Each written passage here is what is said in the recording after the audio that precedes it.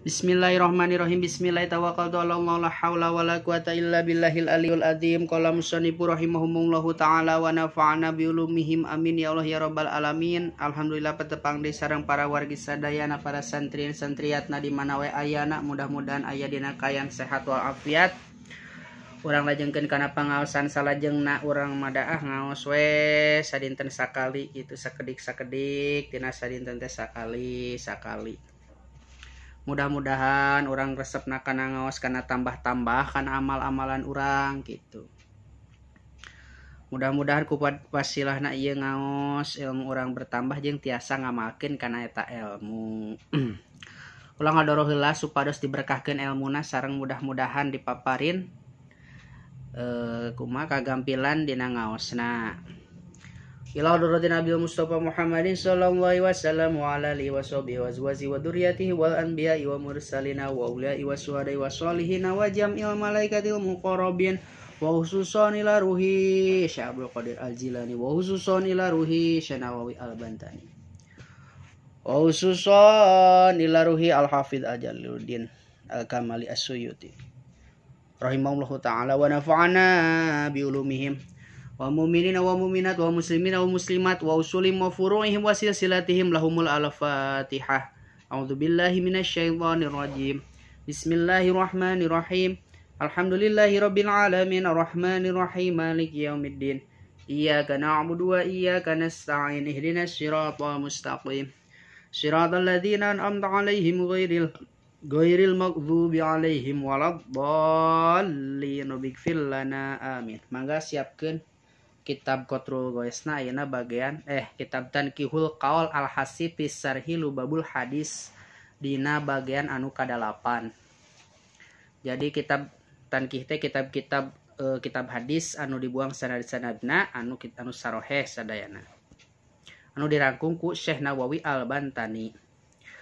Al-Bab Bismillahirrahmanirrahim halaman 16-nya. Al-babu saminu aribab anu kadalapana fi fadilatil azani eta tetep dina mertelakeun padilahna azan.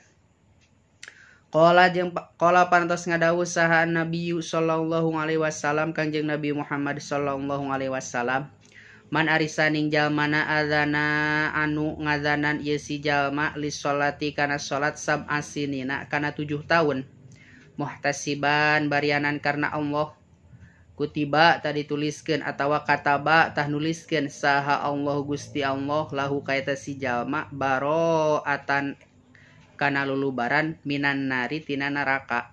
Tuh.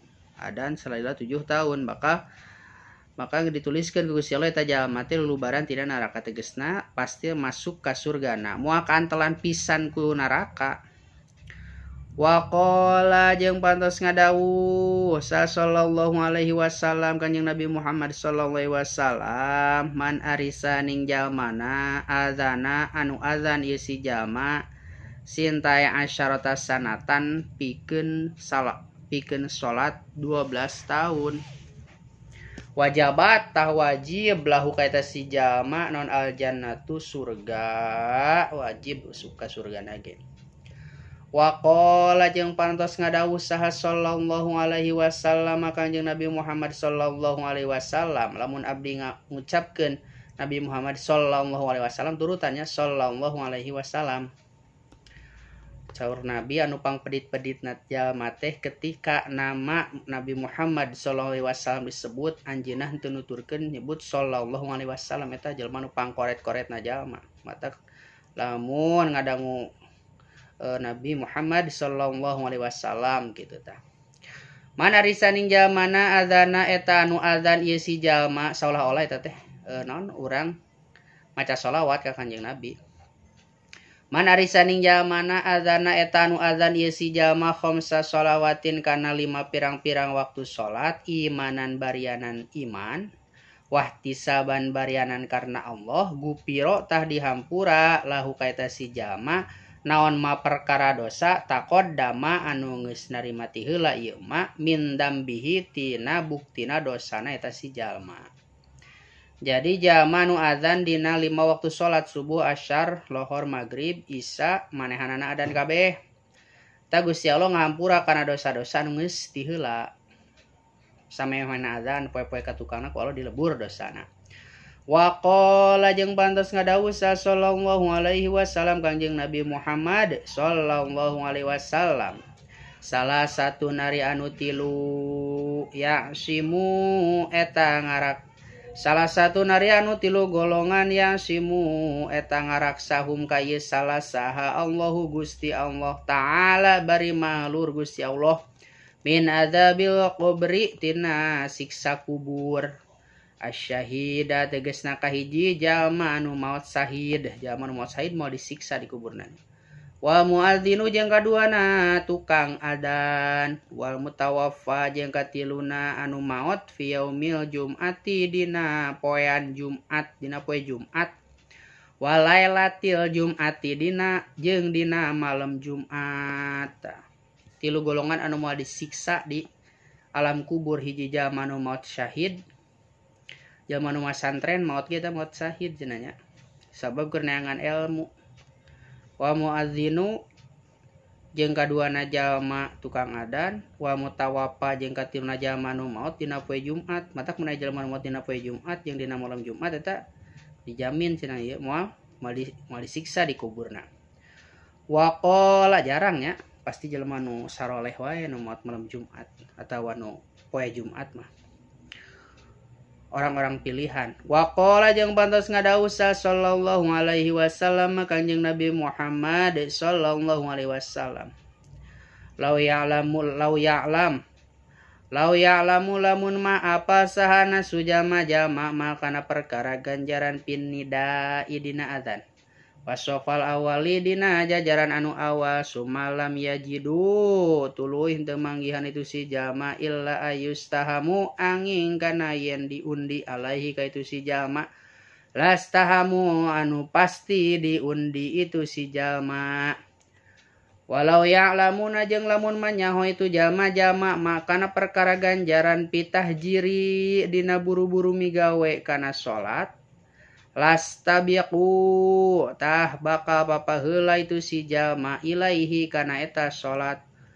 Walau ya'lamuna jeung lamun manyaho jalma-jalma fil atimati dina salat isya. Walau ya'lamuna jeung lamun manyaho jalma-jalma makana perkara ganjaran fil atimati dina salat isya wa subhi jeung dina ganjaran salat subuh. Lamun manyaho ganjaran salat isya jeung salat subuh la tuhuma yakin bakal datang itu jalma-jalma huma kana ieu salat isya jeung subuh walau habawan sok sanajan bari jeung ngorondang. Lamun ditemongkeun ku Gusti Allah ganjaranana berjamaah salat isya jeung berjamaah salat subuh. Eta cenah jelema anu ngorondang oge pasti datang lamun ditemongkeun mah. Gusti Allah dihaja disumbutkeun. Jeung godaanna teh paling berat salat isya jeung salat subuh mah. Setanna teh paling kuat dina salat isya jeung dina salat subuh. Wa qa sok we buktikeun, sok diengkengke salat isya mah. Komo salat subuh mah berat panon teh. Wa qala jeung pantos ngadawuh sallallahu alaihi wasallam Kanjeng Nabi Muhammad sallallahu alaihi wasallam. Man arisaning jalma sami'a anu ngadenge ieu si jalma an-nidaa kana adan faqobala tuluy nyium ieu si jalma ibihamaehi kana dua jempolna eta si jalma. Pas ngadenge adan urang nyium dua jempol leungeun. Pawadoa tuluy neundeunkeun itu si jalma ala ainaihi kana dua panonna itu si jalma. Cium dampakna cium jempol dua urang jempol urang teh duanana. Tuluy tempelkeun kana dua panon. Beureum panon teh tuluy tempelkeun kitu tah. Pas keur adan teh waqala jeung ngucap itu si jalma marhaban bi dzikrillahi taala qurrata ayunina bika ya Rasulullah. Ngucap eta marhaban bi dzikrillahi taala qurrata ayunina bika ya Rasulullah. Sok apalkeun marhaban bi dzikrillahi taala qurrata ayunina bika ya Rasulullah. Sakitu. Fa anna tasanyana kami saur Kanjeng Nabi syafi'a tabakanya paatan kami hu kaita si jalma Yaumal kiamati dina poe kiamah bakal dibere syafaat dina poe kiamah waqo idu jeung anu nungtuna kami hu kaita si jama ilal jannati ka surga ditungtun ku Kanjeng Nabi ka surga. Marhaban bi dzikrillahi ta'ala qurrata ayunina bika ya Rasulullah. Marhaban bi dzikrillahi ta'ala qurrata ayunina bika ya Rasulullah. Wa qala jeung pantos ngadawuh sallallahu alaihi wasallam Kanjeng Nabi Muhammad sallallahu alaihi wasallam idza kana di mana-mana bukti, di mana-mana datang, di mana-mana aya non waktul adzani waktu adzan. Jadi di mana-mana bukti non waktul adzani waktu adzan putihat tah dibuka ke non abawabus samai pirang-pirang pantona langit.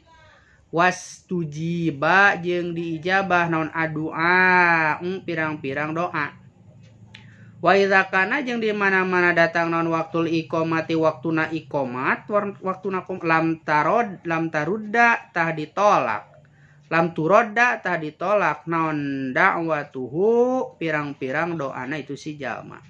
Jadi waktu anu diijabah doa teh cenah waktu pas keur adzan.